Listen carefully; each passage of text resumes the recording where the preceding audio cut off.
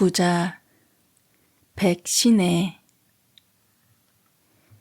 하나남은 그의 어머니마저 돌아가시자 그대로 먹고 살만하던 살림이 구멍 뚫린 독 속에 분 물같이 술술 어느 구멍을 막아야 될지 분별할 틈도 없이 모조리 빠져 달아나기 시작한 때부터이다. 어찌 된 판인지 경춘이란 뚜렷한 본 이름이 있으면서도 턱 부자라는 별명이 붙기 시작한 것이다.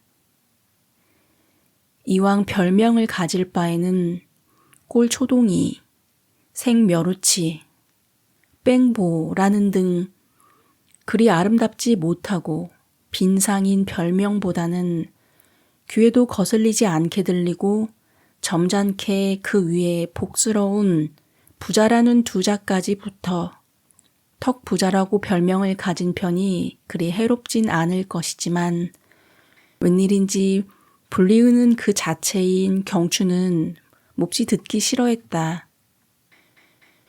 동네에서 그래도 학교나 다니는 젊은 아이들도 턱 부자라면 성을 내는 경춘의 성미를 아는 터이라 저들끼리 암호를 가지고 불렀다. 돈 많은 사람은 간에 못지, 온갖 것을 다 많이 가진 사람은 모노 못지라고 하니까 경춘이는 아무것도 가진 것이 없고 유별나게 턱만 아주 길쭉하게 가진 고로 아고 못지라 하자고 의논이 된 뒤부터는 경춘이 앞에서도 맘 놓고 아고 못지 하고 지그시 웃었다. 어떤 때는 멋모르는 경춘이도 남들 웃는 꼴이 우스워 같이 웃기도 하였다. 그러면 다른 사람들은 더 죽겠다고 구르며 웃어댔다. 이 사람 모찌떡 장사 좀 해보지. 모찌 장사? 그래, 요새는 아고모찌라는 게 생겼는데 잘 팔린단다. 아고모찌가 뭔고? 허허, 아고모찌를 몰라? 맨들맨들하고 속에 하얀 뼈다구가 든 외떡이지? 잉? 남들은 우스워 죽겠다는데 경춘이 혼자는 고개를 끄덕하였다. 훌쩍 벗겨진 이마 위에 파리가 앉으면 팔이 낙상하겠구나 하는 것은 흔히 보는 바라 그리 웃을 것이 없지만 경춘의 턱에 파리가 딱 붙게 되는 날이면 야, 빵에 파리 앉는다, 쉴라 하고 짓궂게 굴면 경춘이도 영문 모르고 웃는 꼴이야 흔한 것이 아닌 만큼 우스워 허리가 부러질 판이다. 아고모치 경춘이가 눈치챌까봐 또 한 번 넘겨서 아고는 떼어버리고 모찌만을 서양말로 번역하여 빵이라고도 하였다. 이 빵이 또 한 번 번역되어 떡이라고도 하였다. 그러므로 경춘이는 자기 앞에서는 모찌라는 둥, 빵이라는 둥, 떡이라는 둥 이야기만 하는 고로 이 사람들은 밤낮 떡말만 하네 하고 넌지시 핀잔을 주는 때가 있다.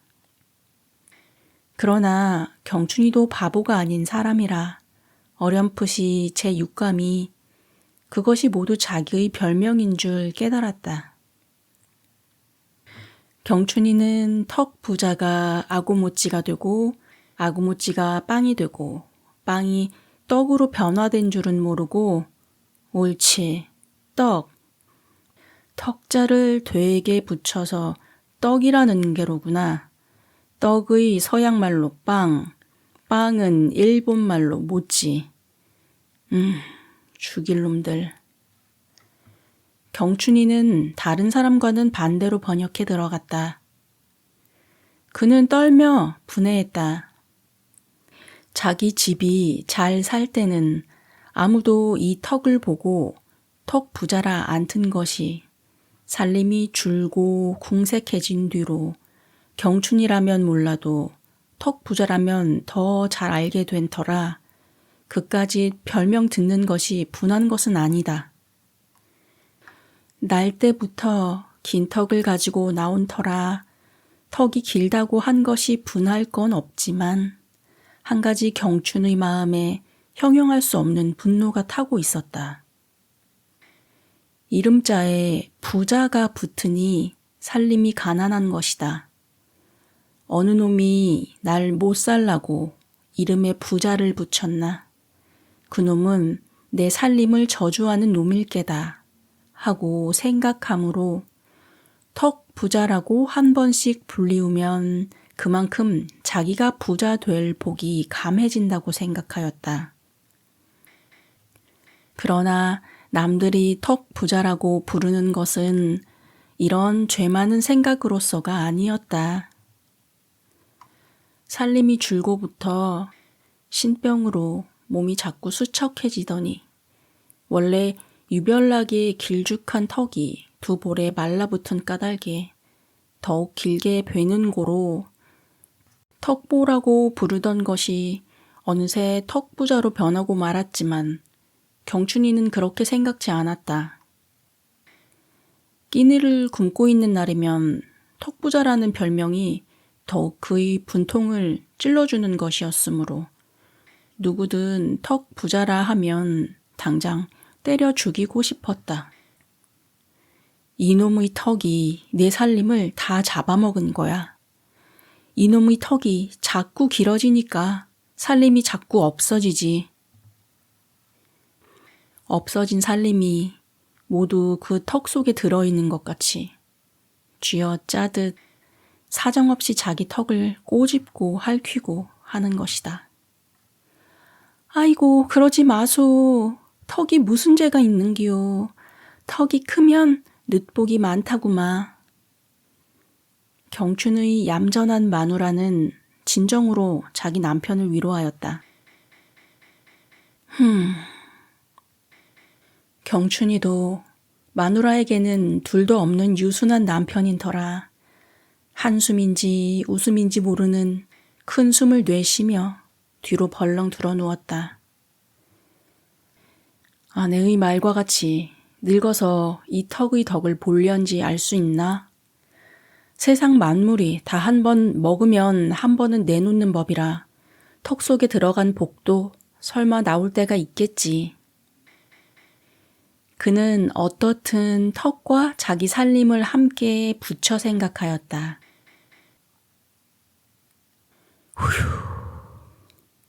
뒷산을 올라가며 경춘은 가쁜 숨을 내쉬었다. 그리 높지 않은 산이건만 오늘은 유별나게 두 팔과 다리가 휘청거렸으므로 하는 수 없이 산등성이가 지게를 내려놓고 비스듬히 지게에 기대 앉아 꽁무니에 찬 곰방대와 쌈지를 끌렀다. 쌈지에는 작년 가을에 뜯어 말린 약숙 잎사귀가 담배 대신 서너 꼭지 될 만큼 들어있었다. 그는 세 손가락으로 한 꽁지 될 만큼 쑥을 꺼내 손바닥 위에 놓고 엄지손에 침을 묻혀 약숙을 뭉친 후 대꼭지에 단단히 눌러 넣었다. 오른편 산기슭에서 시작된 동네는 둥근 조그만 토막집들이 한데 섞여 있고 동네에 있단 먼 건너편 산 밑까지 시원스럽게 펼쳐있는 들판은 군데군데 보리 모종이 푸르러 있었다. 그는 성냥 찾던 손을 멈추고 온 가슴 속에 사무친 원한을 한꺼번에 하고 내뿜었다. 들판이야 넓다만 내 땅이라곤 바늘 한 개 꽂을 곳이 없구나. 그는 깊이 탄식하며 담배에 불을 붙여 물었다. 시큼한 약숙 연기가 입안에 빨려 올라가자 그는 향긋한 담배가 무척 생각났다. 그는 올해 32살이요. 그의 아내는 26이나 아직 자식이라고는 없었다. 원래 못 낳는 것이 아니라 셋이나 낳긴 했지만 모두 2~3살도 채 못 되어 죽어버렸던 것이다. 단 2식구뿐이지만 제 것이라고는 아무것도 가진 것이 없는 터라. 농사로만 생업을 사는 이 농촌에서는 품팔이 할 곳도 농사할 뿐이었으므로 거러지 된 지도 오래요. 끼니 굶기도 부자 이밥 먹듯 하였다. 오늘 이 산에 올라온 것도 그 아내가 다리와 허리가 저리고 아프다는 고로 솔잎사귀를 따다 찜질을 해주려는 것이었다. 그러나 산지기에게 들키면 한참 승강이를 해야 될 것이니 차라리 산지기 영감에게 먼저 청을 해보리라고 생각하였다. 다 탄 담뱃대를 지게 목발에 툭툭 털고 일어서려 했으나 좀처럼 궁둥이가 떨어지지 않았다. 그때 산 꼭대기에서 내려오던 산지기 영감이 경춘이를 내려다보며 벙글벙글 웃으며 내려왔다. 덕부자 자네 오늘 산에 웬일인가? 산지기는 웬일인지 다정스럽게 말을 건넸다. 제기랄, 지 대가리는 왜 저렇게 벗겨졌노?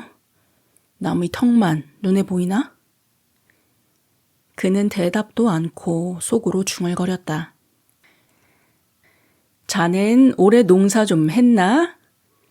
산지기는 저 혼자 벙글거리며 경춘 옆에 와 어이쿠 하고 내려앉았다. 농사는 무슨 농사? 퉁명스럽게 대답을 하며 못마땅한 듯 고개를 외로 돌이켰다. 이놈의 첨지 나보고 턱부자라 했겠다. 오늘 온 산의 솔잎은 모조리 훑어갈까 보다. 내까진 놈에게 청을 해? 어디 보자. 경춘은 몹시 속이 상해 산지기에게 청을 한 후 따가려던 솔잎을 가만히 얼마든지 훔쳐가리라고 혼자 중얼거렸다. 참, 이놈의 세상 참 기가 막혀. 첨지는 여전히 말을 꺼냈다. 왜요? 이놈의 세상이 어떻길래? 경춘이는 눈을 흘기듯 산지기를 바라보았다. 첨지는 창피하다는 듯 하얗게 깎인 머리통을 슬슬 쓰다듬으며 참 봉변이었어. 산지기의 얼굴은 조금 흐릿해지며 경춘이를 바라보았다. 늙어가며 이런 꼴이 어디 있나. 그저께 장에 갔더니 상투를 널렁 베었단 말이야. 그저 다짜고짜 달려들어 덤비니 강약이 부동이라 하는 수 있나? 분한 말이야, 다.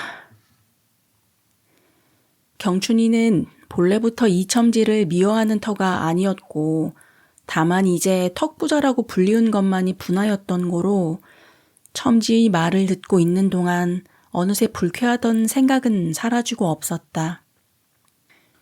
깎으면 시원하죠. 잘 됐네요. 그럴 수 있는가. 60이 넘도록 지닌 것을 남의 손에 봉변을 했으니 목을 벤 것이나 다를 게 있나. 아따 영감, 그따위 호랑이 담배 피던 소리 마소. 지금이야 나라 임금도 머리를 깎는데 무슨 상관인가요. 60년 아니라 6만 년 지니고 있던 것이라도 좋지 못한 것은 없애버리는 것이 옳죠. 그 사람 말도 않고 상투를 다 벤 후 난 손해가 많네. 바로 상투를 벤 날 밤에 보리 한 섬 도둑 맞고 머리 깎은 후로 늘 몸이 시원치 못하고 골치가 띵 하는 거야. 아무래도 내가 죽으려나 봐. 그래요? 경춘이는 깜짝 놀라며 고개를 저었다.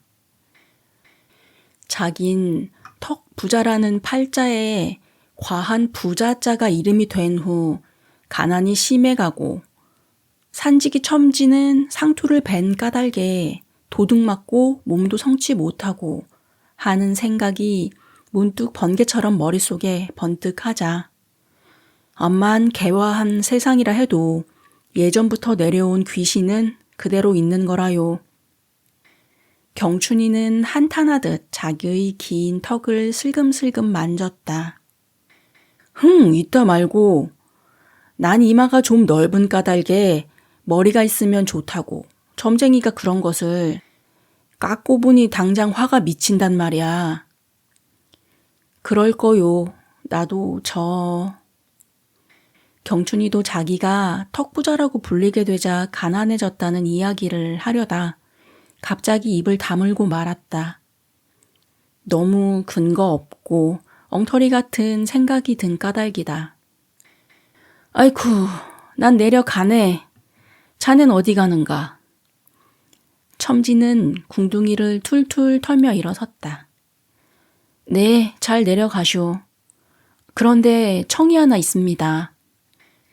경춘이는 아무래도 허락을 받는 것이 옳다고 생각되므로 솔 잎사귀 좀 따게 해주소 하고 덩달아 일어섰다. 첨지는 눈을 동그랗게 뜨며 솔 잎사귀? 뭣하려나? 아내가 다리를 놨는데 찜질해 주렵니다. 자네 아내가 또 다리를 놨나? 어디 솔잎이 무슨 약효가 있어야지.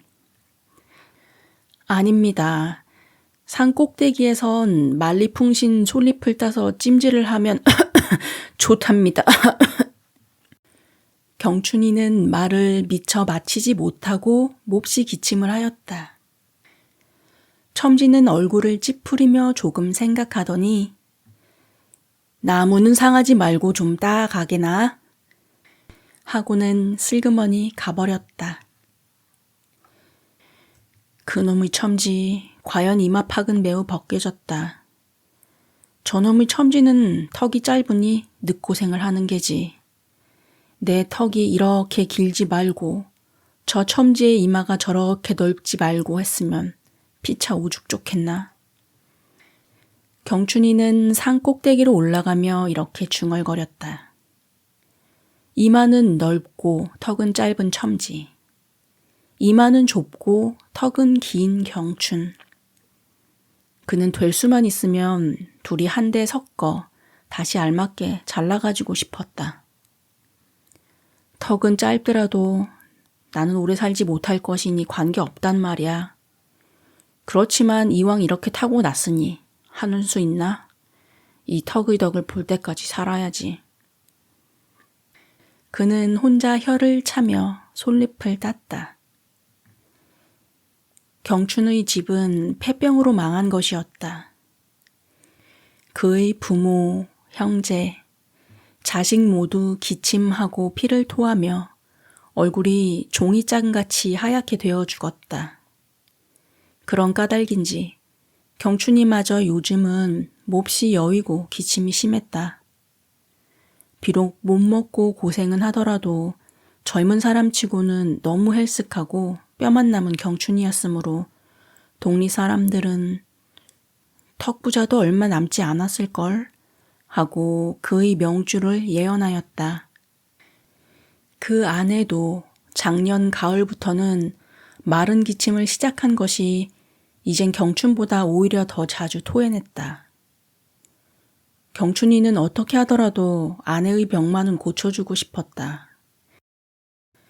자기는 이미 부모에게서 타고난 병이지만 그 아내는 시집 온 후 오늘까지 갖은 고생만 하고 병까지 옮았으니 생각하면 할수록 뼈가 아프게 가엾다.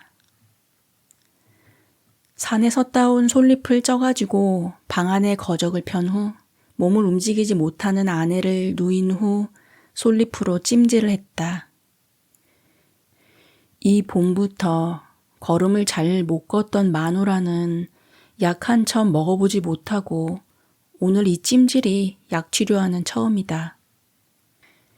지난 봄에는 보리가 소두 한 말에 38전이던 것이 지금은 75전이니 햇불이 날 때까지 그들은 밥 구경은 단념하고 있었다.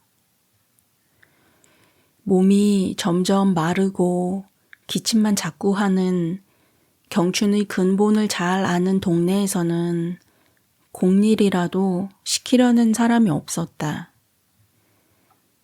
지난 가을에 말려두었던 콩 잎사귀만으로 연명해 나가야 되는 터였다.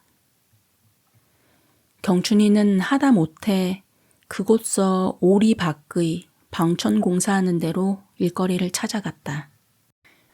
한 구루마 가득 흙을 파면 6전씩을 받는 것인데 쉽사리 경춘이도 일을 맡아 흙을 파게 되었다. 하루 10구루마는 할 수 있겠지. 그는 이렇게 속셈을 해보았다. 그러나 한 구루마를 하고 난 후 2구루마째 밀고 가다 컥 하고 각혈을 하였다. 누가 볼까 겁이 나서 얼른 입술을 닫고 잠깐 쉬려고 펼치고 앉았다.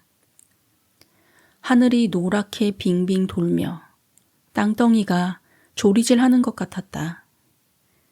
그러나 그는 정신을 바짝 차리고 구루마를 밀려 했다.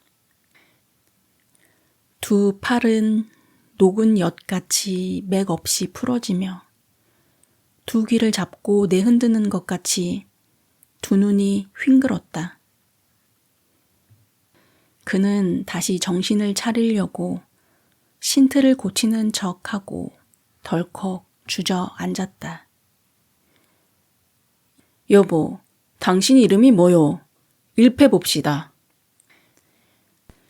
경춘의 혼미한 정신은 무슨 뜨거운 불덩이로 얻어맞은 것 같이 깜짝 놀라며 가슴이 섬뜩하였다. 여보, 일패 내놓소. 아물아물 까무러질 듯한 경춘의 눈동자에 일꾼 패장이 버티고 선 것이 비쳤다. 네. 그는 꽁무니에 찼던 일패를 내보였다. 당신은 어디 사요? 네, 저는 윤농이라는 데 삽니다. 당신 그래서 일하겠소. 보아하니 몸이 많이 편찮은 것 같은데? 패장의 말소리는 부드럽지 못했다. 아, 일자리를 뺏으려는구나. 이것도 못해 먹으면 어찌 될꼬 하는 생각이 번쩍 들자 경춘의 정신은 찬물같이 번쩍 들어왔다. 아니올시다. 어젯밤에 좀 늦게 잤더니 어떻게 괴로운지. 내일은 좀 기운 있게 하죠. 일찍 좀 자고 나면야. 경춘이는 이렇게 변명같이 말을 하나 무슨 말을 하고 있는지 자기도 인식할 여유 없이 입술이 떨렸다. 성명이 누구라오? 네, 김경춘이라 합니다. 김경춘이라는가요? 네, 이 사람은 이명수요. 인사하고 지냅시다. 의외로 패장의 말소리가 점점 부드러워졌다. 그러나 경춘은 안심이 되지 않았다. 세상이란 것은 처음 시작과 같이 간단하고 쉽고 좋은 것만이 아닌 것을 얼마만큼 알고 있는 터이라 한결같이 가슴은 두근거렸다. 나를 내쫓으려고 일부러 친절하게 하는 거지. 그는 이렇게 겁도 났다. 어떻게든 닷새 동안만 일을 하면 품삯이 3원이니까 그것으로 아내에게 밥 구경도 시키고 북촌동에 있는 의원에 가서 약이라도 한 첩 지으려고 예산하던 것이 그만 허물어지고 마는가 생각하니 두 눈은 다시 캄캄해지고 체면 없는 기침은 자꾸 나왔다. 보소, 당신 내 말을 듣겠소? 내가 한번 입을 떼면 당신은 여기서 일을 못할 것이지만 패장의 말소리는 위엄과 친절이 반반이었다. 네? 좌우간 당신 내 말 들으면 돈벌이가 될 텐데 어떤가요? 패장의 얼굴은 갑자기 정다워졌다. 네? 당신 말을 들으라고요? 듣고 말고요. 죽으래도 죽겠습니다. 경춘의 두 귀는 번쩍이며 가슴이 요란하게 두근거렸다. 그럼 말하겠소. 이 일터에서 제일 잘하는 사람이 하루 10구르마씩 하는데 당신은 몸이 약하니 5구르마도 어려울 것이오. 그러니까 내일부터는 당신이 1~2구르마만 하더라도 10구르마 했다고 내가 도장을 찍어줄 터이니 어떻소? 온종일 2구르마만 파도 10구르마 했다는 헛도장을 찍어주신단 말이죠? 옳지, 그렇죠. 경춘이는 고맙다는 생각보다 겁이 와락 났다. 세상이란 이렇게 횡재가 있는 법이 없는데 내가 꿈을 꾸고 있나? 그렇지 않고야 내 사정을 이렇게 봐주는 사람이 요즘도 남아있을 리 있나?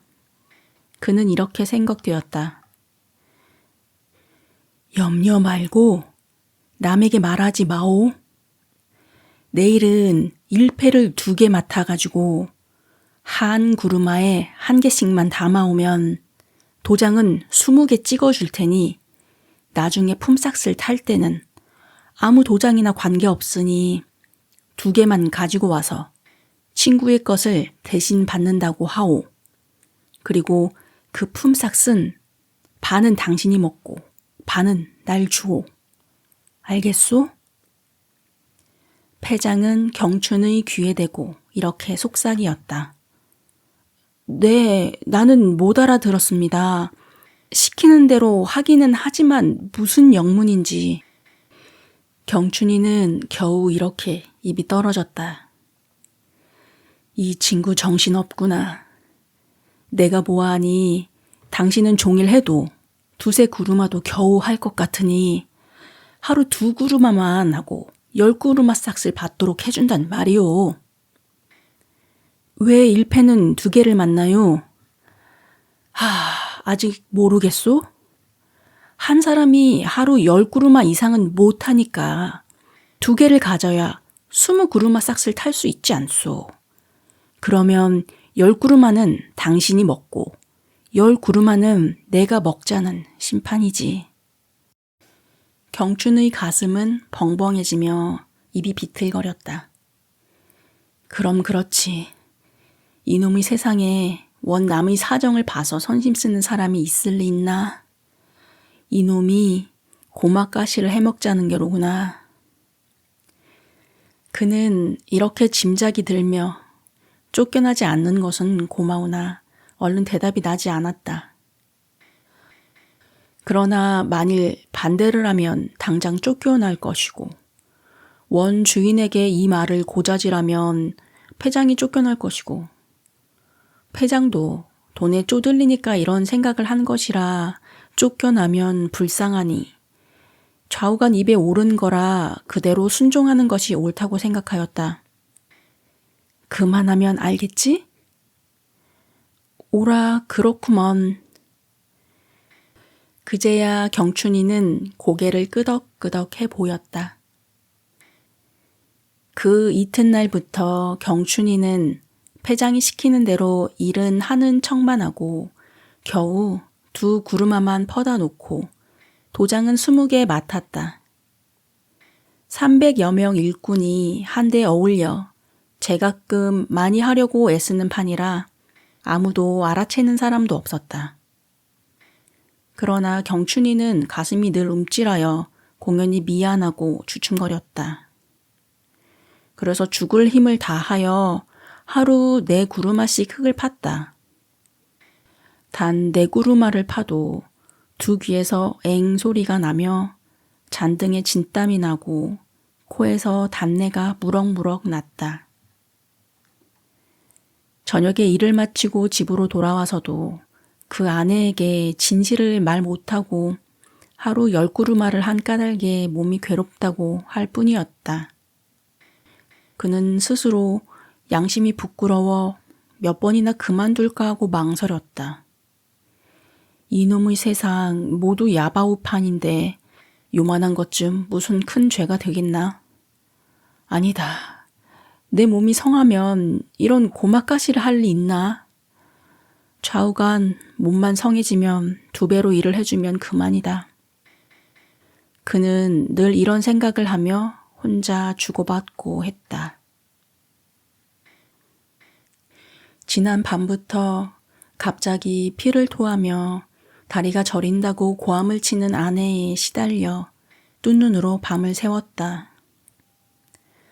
종일 피곤하던 몸이라 고난 잠이 올 것이건만 웬일인지 뒷꼭지가 서늘한 것이 머릿속이 새파랗게 날카로워지며 잠은 오지 않았다. 마른 기침만 자꾸 연달아 나오며 가끔 2 눈이 핑 돌기만 하였다. 그러나 오늘은 기어이 일터로 나가야 하는 날이었다. 오늘은 간조하는 날이라 그동안 일품을 받는 날이다. 오랜만에 3원이란 많은 돈이 손에 들어오는 날이다. 경춘의 가슴은 까닭없이 울렁거렸다. 마누라는 백지 모양 희고 여윈 얼굴을 돌이키며 움푹 들어간 2 눈을 크게 떴다. 오늘은 돈을 타오는 날이다. 먹고 싶은 것이 뭐요? 저녁 때쯤 북천동 의원에게도 가볼 테요. 경춘이는 벌써 훤하게 새어오는 지게문을 열고 한번 가래를 내뱉고 아내의 손을 쓰다듬었다. 아무것도 먹고 싶은 게 없어요. 아무래도 죽을라나 봐요. 어스름한 새벽 별 속에서 아내의 큰 2 눈이 힘없이 내려감기며 굵은 눈물방울을 떨어뜨렸다. 별소리 다 하네. 죽긴 왜 죽어. 쌀밥 먹고 약 먹고 하면 곧 낫지. 경춘이는 가슴이 서늘해졌으나 힘을 내 꾸짖듯 위로했다. 그렇지만 당신이 그처럼 쇠약해진 몸으로 어떻게 하루 10그루마씩 일을 하려면 오죽 힘이 들겠어요. 아내는 여윈 손을 경춘의 무릎 위에 얹어 놓았다. 경춘의 가슴은 콱 막히는 것 같이 아팠다. 그러나 하루 2그루마만 해도 10그루마 품을 받는다고 하여 아내의 염려를 덜어주고 싶었으나 차마 부끄러워 입이 떨어지지 않았다. 별소리를 다 하는구나. 그까짓 일도 못해네. 인제는 걱정 없다. 닷새만큼 3원씩 꼭꼭 타올 것이니 쌀밥을 먹어도 관계없지. 경춘이는 일부러 불퉁하여 이렇게 말하며 하염없이 흘러내리는 아내의 눈물을 이불자락으로 이리저리 닦아주었다. 혹 죽어서 다시 태어나거든 우리도 잘 한번 살아봅시다. 묵묵히 눈물만 흘리던 아내가 목이 메어서 이렇게 슬픈 말을 했다. 재수없게 새벽부터 울긴. 제 애기 왜 구태여 죽어 다시 태어나 잘 살아. 난 이대로 이 생에서 한번 잘 살아볼 텐데. 이 턱을 좀 봐. 오래지 않아 이 턱의 덕을 볼 거야. 경춘이는 일부러 버럭 소리를 지르긴 하였으나 말소리는 부드럽게 아내를 위로하는 것이었다. 턱이? 아이고, 내가 그 턱의 덕을 볼 때까지 살겠는가요? 일부러 길다란 아래 턱을 아내에게 쑥 들이밀고 있는 경춘의 움푹 들어간 뺨을 아내는 가만히 어루만졌다. 왜 그래? 턱이 길면 늦복이 많다고 그러지 않았나? 인제 곧 늦복이 올 거야. 경춘은 아내의 목을 끌어안으며 뺨을 맞대놓았다. 오늘은 그만 일터로 가지 말았으면.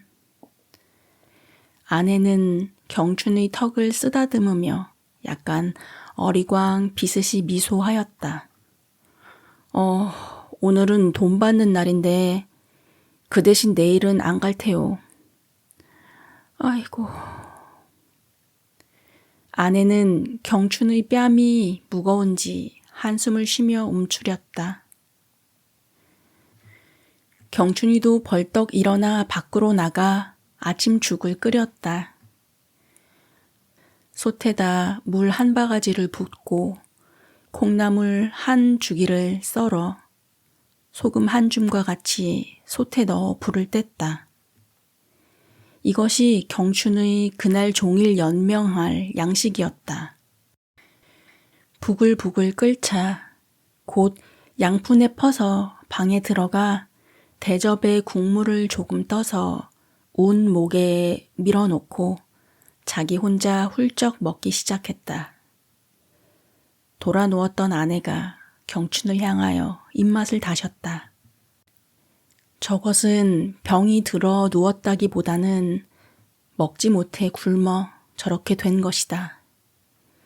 이까지 죽, 남의 집 개도 먹지 않는 나물죽. 이나마 저것은 마음껏 먹어보지 못했으니 경춘이는 오늘이 처음이 아니련만 유별나게 온갖 생각이 다 났다. 그러나 그것도 오늘 돈을 탈 것이니까 공연히 좋아서 온갖 생각이 다 나는 거지 하고 생각하며 차마 걸음이 내키지 않는 것을 억지로 일터로 나가고 말았다.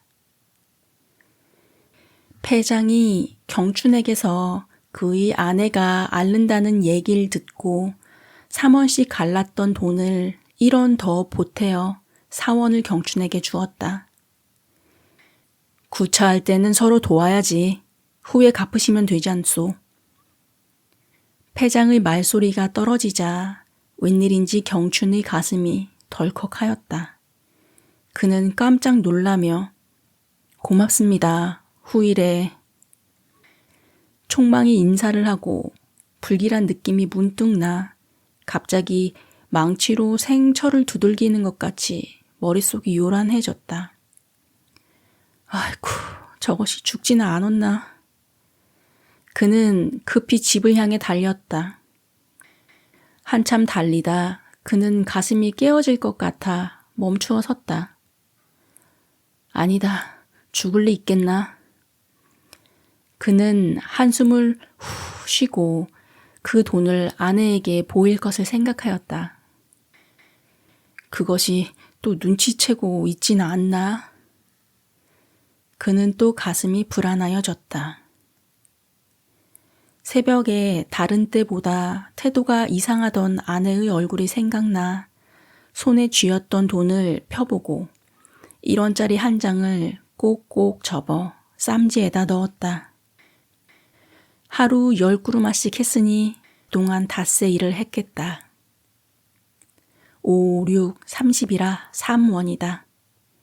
쌀 2돼, 보리 반말, 명태 3마리. 명태는 국을 끓이고 오늘 저녁은 쌀로만 밥을 짓고 내일은 쌈지에 돈을 쓸 셈치고 북촌동 의원에게 가고 그는 걸으며 이런 궁리를 하였다. 이 생각 저 생각하는 동안 어느새 자기 집에 들어섰다. 배가 몹시 고플걸. 그는 방 안에 들어서며 혼잣말같이 중얼거리며 운목을 보았다. 아침에 떠두었던 죽 국물은 손도 대지 않고 그대로 있고 아내는 눈을 멀거니 뜬 채 꼼짝하지 않고 누웠다. 그는 아내의 곁에가 털썩 주저앉으며 손에 든 돈을 방바닥에 늘어놓았다. 그러나 웬일인지 입술이 딱 붙어 떨어지지 않고 눈물이 뚝뚝 서너 방울 떨어졌다. 중도에서 쌀을 팔아가지고 오려다 돈을 아내에게 먼저 보이려고 그대로 온 것이 후회도 나고 또 쌈지 속에 1원을 감추고 3원만 내놓은 것이 부끄럽고 죄송한 것 같기도 하고 마음이 설레대며 이까짓 돈에. 양심과 아내를 속이고 부끄러운 생각만 하게 되고 그는 이런저런 슬픈 생각이 들었다. 아내가 먼저 뭐라고 입을 떼어 주었으면 하는 생각이 들었으나 아내는 조금도 움직이지 않고 누운 대로 가만히 그대로 천정만 바라보며 눈에서 눈물이 주르르 흘러내려 있을 뿐이었다. 왜 오늘은 울기만 해? 재수없이. 경춘이는 휙 돌아앉으며 슬쩍 아내의 얼굴을 바라보았다. 아이고. 그는 가슴이 뭉클하여 아내에게 바싹 다가앉았다. 아내는 이미 숨이 끊어져 있었던 것이나 경춘이는 오래도록 깨닫지 못하였다. 경춘의 머릿속에서는 끊일 새 없이 생철 부수는 요란스런 소리만 나며 자칫하면 숨이 꼴락 넘어갈 것 같았다. 숨구멍에는 바늘을 꽂은 것 같이 아프기만 하여 시원스레 숨이 쉬이지 않았다. 그러나 그는 자꾸 걸었다. 북촌동 박 의원 집이 어데요? 그는 길가의 사람을 보고 되는 대로 물었다. 이래서 어두워진 골목을 겨우 찾아 박 의원 집으로 들어갔다. 그러나 의원은 다른 데 병 보러 가고 없었다. 어디 사시는 누구신가요? 들어오시면 곧 보내드리겠소. 의원의 아들인 듯한 사람이 이렇게 말하였다.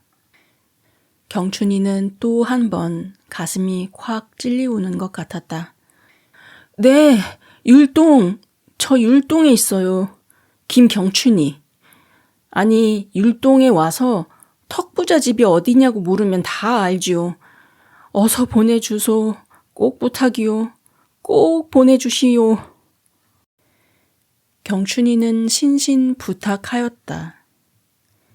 의원의 아들은 힐끔 경춘의 얼굴을 쳐다보며 슬그머니 입을 비슷 열며 웃음을 참았다. 턱부자 댁이라고요? 다시 한번 다짐을 하였다. 네, 턱부자 집이요. 꼭! 그는 또다시 걸었다. 자기 집을 향해 걸어갔다. 그는 아무리 생각해도 그 아내가 죽지는 않았으리라고 생각하였으나 남의 눈을 속이고 고마카시에 온 돈이라고 그 아내가 성이 나서 잠잠히 있는 것이라고 생각하였다. 이까짓 것 내버리지. 그는 집에 돌아오자 또 아내를 흔들며 자꾸 말을 건넸다. 그러나 아내는 꼼짝도 하지 않았다. 그는 참지 못하고 밖으로 뛰어나왔다. 한 바퀴 뜰을 돌고 다시 방 안으로 들어가 앉았다. 내 버리려고 가지고 나갔던 돈은 그대로 손에 쥔 채였다. 턱 부자집이 여기요? 의원이 찾아온 것이었다. 경춘이는 멀거니 앉아 지게문을 열었다. 웬일인지 오늘은 그의 귀에 송충이같이 들리던 턱 부자라는 별명이 하나도 귀에 거슬리지 않았다. 턱 부자, 네, 내가 턱 부자요. 그는 크게 대답을 했다. 점잔을 빼고 방 안에 들어온 의원은 단번에 엉거주춤하였다. 벌써 글렀구려. 경춘이는 깜짝 놀란 듯 목을 놓고 울기 시작하였다. 손에 쥐었던 돈을 그제야 문을 열고 힘껏 내던졌다.